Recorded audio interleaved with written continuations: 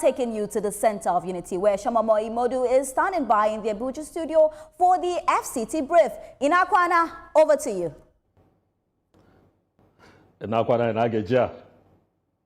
Yeah, this is a beautiful, welcome to a beautiful Monday morning, and I will be taking you through what we have for you from Abuja. Now, good morning, everyone, and welcome to FCT brief. Now, this morning, our focus is on one of Nigeria's major opposition parties at a defining moment in its history. From internal disagreements to leadership questions and electoral setbacks, the People's Democratic Party, PDP, appears to be at a crossroad, raising fresh concerns about its cohesion and relevance in the evolving political landscape. Our conversation today is titled PDP's Uncertain Future, a party in search of direction. We will examine the deepening fault lines within the party, the implications of recent defections, and the growing calls for reform and reconciliation among key stakeholders. Beyond the headlines, we ask critical questions. Can the PDP rebuild trust internally, reposition itself as a viable alternative, and present a clear vision ahead of future elections? To help us walk through these issues, we are joined this morning by Umar Sani, a former spokesman of the PDP Presidential Campaign Council. He brings first-hand insight into the party's internal dynamics, strategic challenges, and prospects for renewal. Thank you so much for joining us this morning. Thank you, Eshmo. Yeah, just before we end 2025, INEC gave an indication that they will not recognize both factions because your party is presently faction. The faction loyal to the Minister of the FCT, Wike, and also the one led by by Honorable Tanimu. And the question people usually ask is that, is the PDP now a political party just a collection of warring camps, or you're really in this business of contesting the 2027 elections because the signals are not too interesting to people watching? Well, let me first and foremost appreciate you for inviting me to this very important discussion, and to tell you that in the PDP, we don't have a faction. The law states that a faction can only exist when a court makes such a declaration that there is a faction within a political party. As it is now, we have a splinter group. And we say we have a splinter group because all the organs of the party are intact. So when people move away from the correct setting, they become splinter group. Now, we have a complete, the original BOT is there. That is what you call original BOT. No, it is the BOT because that... the Wike camp has its own BOT also. It was formed. So you wait for the court to decide which one is authentic. That BOT was formed later on. Because if you ask any Nigerian who is the chairman of BOT, they know that it is Adolphus Wabara. So how would Mao Ohabunwa, who is never a member of BOT, be chairman of BOT? That was formed merely just to say that there is a BOT. NEC, we know how NEC is formed. We have the NEC is on our side. The state chairman forum, led by Tony Asimegba from Edo State, they are all on our side. So every organ of the party is on the side of Tanimu Turaki. Okay. So how could there be any faction? There is no faction. Now, coming to your major question as to what the PDP as we are now, we thank God that the only cases in court are perhaps 3 against the party. There was not one that we took to the court. All of them we were taken to court. The judgment delivered by Justice James Kolawole Omotosho, and the one delivered by Justice Peter Lifu. Then the one delivered in Oyo by Justice A.L. Akintola. Now, these are the cases that we have been taken to court. 2 of the cases are saying we should hold on to our convention until we comply to certain rules, certain decisions of the court. Now, the other one is somebody who took us to court saying, if we do not go ahead with the convention, he will be injured. He's a contestant. So he is urging the court to compel us to do the convention. Otherwise, he will suffer some injury. And the court is here to give its ruling? Yeah, the court had given its ruling. I said, go ahead. I mean, we had appeal? He had an interlocutory order, which said we must go ahead with the convention so that somebody who has bought our form, performs screening and does everything, cannot suffer injury. So he should go ahead. Okay, let's move forward. Whichever splinter group, according to you, that you belong to, whether it's... no, we are not splinter. No, there are two. There are splinter groups. No, we are a legitimate group. They are splinter. You are a legitimate group, according to you, and there's a splinter group, which means there are two groups contesting for the soul of the PDP, and both using the same logo. Now, by the optics, it's not in favor of the PDP, whichever group you belong to, because you say you are the authentic, but you keep having your members defect because, according to them, the course is not clear. They can't place their political future on the platform of the PDP when the court may likely rule, and whatever happened during the election will be nullified. So they are defecting. So what will it take for your group to realize that you can't move forward, keep fighting, that we must seek reconciliation? Would we ever get to that point where you decide to seek reconciliation with this splinter group that you talked about? We have never said the door is shut for reconciliation. We have never said so. After you suspended the man and you printed his expulsion from the party? Is he the only member of the PDP that was suspended? But he's the leader of the group. Well, if they consider him as the leader, that is their funeral. But the fact of the matter is that he was suspended because of his open anti-party activity. And we cannot... One of the things that former President Olusegun Obasanjo told us when we visited him was that the reason why they succeeded was because of discipline, and that discipline must be maintained. Whoever whose ox is God, if he does anything against the party, he should be disciplined. And we have to take steps to discipline him, because he is going haywire, telling us to our face that he will not support the party in 2027. In 2023, he has said he was not going to support the party, and in 2027, he's not going to. So how can that person be our party member? Always going against the interests of our party. So the only way out is for us to say, okay, please, Mr. Mam, go and look for where you feel you are more comfortable and stay there. If you don't, we want to. The fact that he is a minister, or the fact that he has the capacity to cause mischief, will not remove the fact that we must take action the way we ought to take action.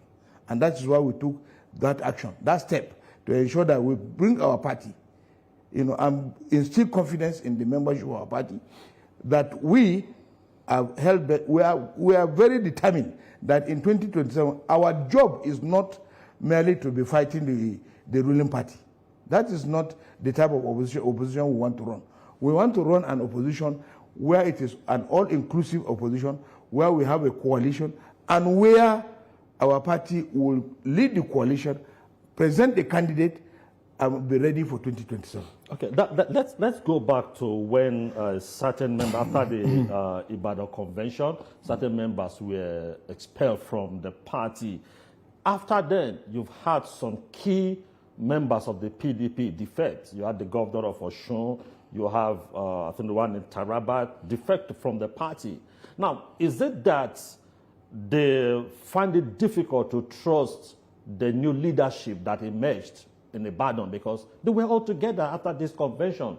But along the line, they just felt, look, I can't keep moving on. So what is the bone of contention? Why is it that people say this umbrella keeps leaking? Because there is a 2027 election just around the corner, and you can't go into an election fighting. There must be a platform where whether it's alone you want to pursue the election, or through a coalition, just like you just hinted you want to pursue the election. Can Nigerians understand what is holding this the new leadership back from forging ahead that, look, we are formidable and nobody will defect because we are in charge now? What is holding it back? The defection didn't start with the new leadership. Yeah, but it continued despite the emergence. governor of, in fact, we had defections for a very long time. Even during Buhari, we had defections. Yeah. We have Umahi from our party defecting. We had the governor of Rivers, Cross River State, defecting. We had the governor of Zamfara State defecting. So defections are a normalcy in politics.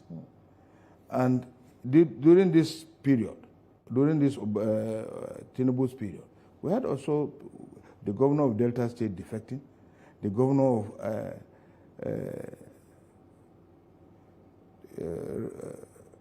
of Bayelsa defecting, the governor of Akwa Ibom defecting, and so forth and so on. So if these ones we are already planning their defections over time, perhaps they were trying to perfect it, to be sure that whatever was promised them there was going to be possible before they would defect. Okay. So that could not have been because the new leadership. Because of the new leadership. Okay. Okay. I wanted to ask that, is the PDP considering going into the 2027 election alone, or they're considering aligning with other opposition? But you will respond to that after this. You're welcome back. If you're just joining us, I've been speaking with Umar Sani, our former spokesman of the PDP presidential campaign. And we've been talking about the PDP and the game ahead, the 2027 election. Can they pull through with the challenges they are having presently? Now, we left off talking about if the PDP, truthfully, do you think the PDP, the way the infighting and the splinter group, the way things are, can pull through alone for 2027 election? Or you also thinking about going to an alliance because of this big party, the PDP, the ruling party that you're going to be confronting in the 2027 election? Is that thought about coming together with other opposition parties? Well, the national chairman has, during one of his recent interviews, said no one party can defeat Tinubu. No one political party, unless we come together. And so the PDP, by implication and by extension, is saying that if they want to defeat the ruling party, they must join forces. And joining forces means coming together. Now, when we come together, it is not about coming together. It is about who leads the coalition. Which party leads the coalition. Now, we want to be the leaders of the coalition because we are the party that is well known to Nigerians. We are the party that has structure all over Nigeria. And we are the party that Nigerians believe and trust in. And they believe we are the alternative.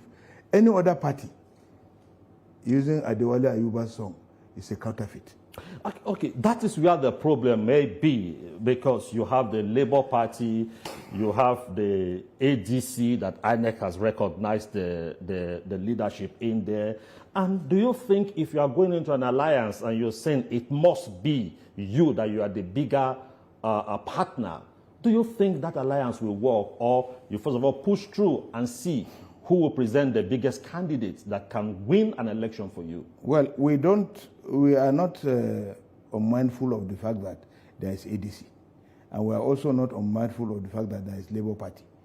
Labour Party was made strong by the presence of Mr. Peter Obi, and he has exited it and he has gone to ADC. Just like we, ADC also have a plethora of problems.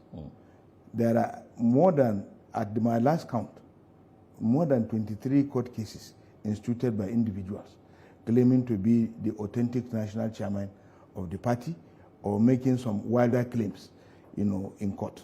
Now, these are things, landmines, always planted to slow down the opposition. Just like those landmines that were planted for us, so that we will not be able to conduct our convention, national convention. When you go to court and you know that this matter has already been settled by the Supreme Court. You know that going to court to challenge leadership issues, the Supreme Court has settled it.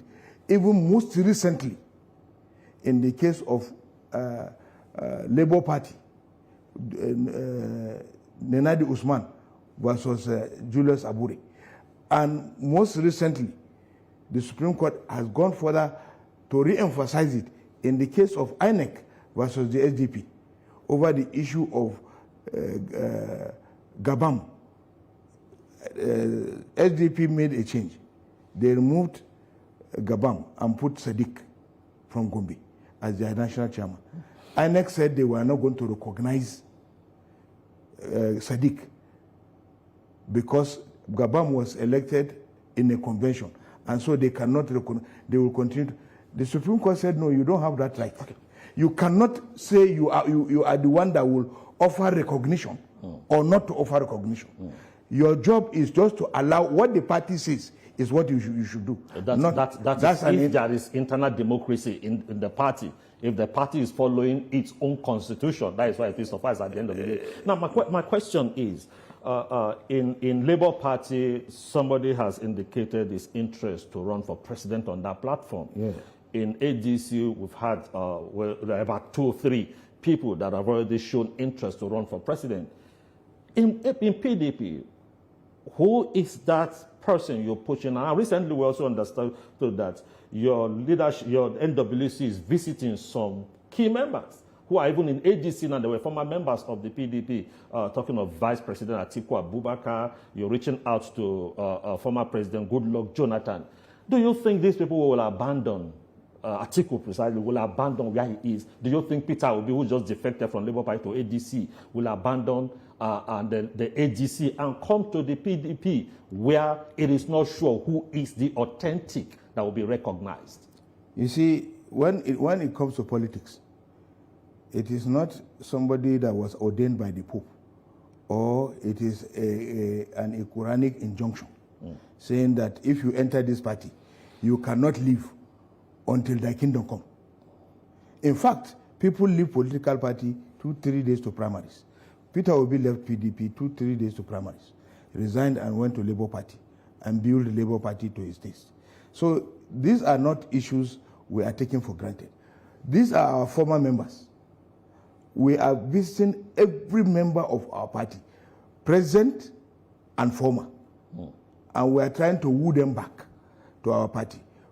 This is a period of rebuilding the party, it's a period of rebranding the party, and it's a period of taking the party forward. And if we reach out to them, of course, there's going to be implosion in all the political parties, in all of them. There will be implosion in APC. That is, if they choose to come back. There will be implosion in APC because some people who are looking for something that they cannot get will look for another platform to try to get it. And so we are trying to say, okay, we are the alternative. Come back to us. Now, it is not compulsory that they must come back, but this is a period of alignment and realignment. We are saying, come home. Come and take your rightful position. If at the other time you were chased out, this is a new sheriff in town. We are saying, come and be part and parcel of the movement. Okay. And we are going to give you the platform, the necessary platform for you to exercise your rights, your franchise. But how does it appear if you are reaching out to these notable individuals and at home, the platform is still, the umbrella is still shaky? Somebody like Senator Saraki, you're reaching out to Senator Saraki because we also learned he's not with your present leaders. He decided not to stay with the present leadership. Are you reaching out to Saraki? And also, when are you going to reach out to Wiki? Because you think if you win, do you think the other group will not still pursue other means to ensure that PDP does not present a candidate in 2027? So it's not just about winning now. Do you think without reaching a peaceful settlement with them, they will sheath their sword and not just scuttle your efforts? You see, Senator Saraki has not indicated which side he belongs. He has always advocated a middle ground. He wanted reconciliation. Yes, he wants reconciliation. So for anybody to say this is where he belongs, perhaps it could be by speculation or by guesswork. You say, okay, perhaps because he's a friend to Wike, he's with the side of Wike, but he has not through any of his actions or his deeds come out clearly to say, this is where I belong. So if he is, at the middle course, why do we have to go there and be approaching him to come and participate in what he's already doing? No, if it's in the middle course, which is neither with you or with the other group, so wouldn't you reach out to him also to fully be with you? Because if you are bringing people back, would it be better you're bringing people back while the home front is stable? Would you think they will cross back if the home front is not stable, if you still had issues with Minister Wike? If we have Saraki in the party, we are satisfied. What we are not satisfied, Saraki was not expelled. So we are not talking about those who are being expelled. Okay. We are talking about those who are within the party, who are in the party, and who have refused to leave the party. Just recently, Saraki said overtures have been made for him to leave the party, but he said no. He's still in the party. So if he is still in the party, that is a one step forward than for those people who have left the party. Those who have left the party are the ones that we need to aggressively approach to bring them back home. Then when we bring them back home, we can now sit down as family, look at these issues, prioritize them, put them in proper perspective and proper shape, and then we move forward. Okay, you're aware of the crisis in Rivers State. It actually started with your party when the governor was in PDP. The whole problem started. Now, the governor has defected to the APC. He has an issue with his political godfather, Minister Wike. Now, if permutation aside is that if the APC decide to save their governor from impeachment, and the loyalists of the minister facing an election are not presented as candidate, if the minister reaches out to you, to your party, to your group, will you take him and field his own loyalists because you want peace? If he reach out to you for peace, will you throw him away because you've expelled him and you won't talk with him? No, that is not to say we cannot reconsider our stand. This is a political party, for God's sake. This is not a court, it's a political party where divergent interests meet. Now, if he comes, he will be negotiating with us at the point of disadvantage, because he is now looking for ways and means to have, a platform to be able to contest with the governor. So he will have to tally with our condition, which we will set. And when we set that condition, he has no option than to follow the condition. If, for instance, as it is now, he decides there is no any reaching out or so, he decides to withdraw all his court cases, tenders apology, does so many, the matter will have been, okay, let us now go back to do a special convention. So you don't go back for a special convention? Of course, we'll go back to a special convention and say, okay, is the convention now willing? So that is the reconciliation Senator Saraki pushed for, that let's have a reconciliation instead of going on with the Ibadan convention. Let's have a proper reconciliation so that we will have a proper convention. No, so you're going back to that place? No, Senator Saraki at that time was no longer the chairman of the reconciliation committee. But he was pushing for that? He was pushing for that, but that was not his area of jurisdiction at that time, because what do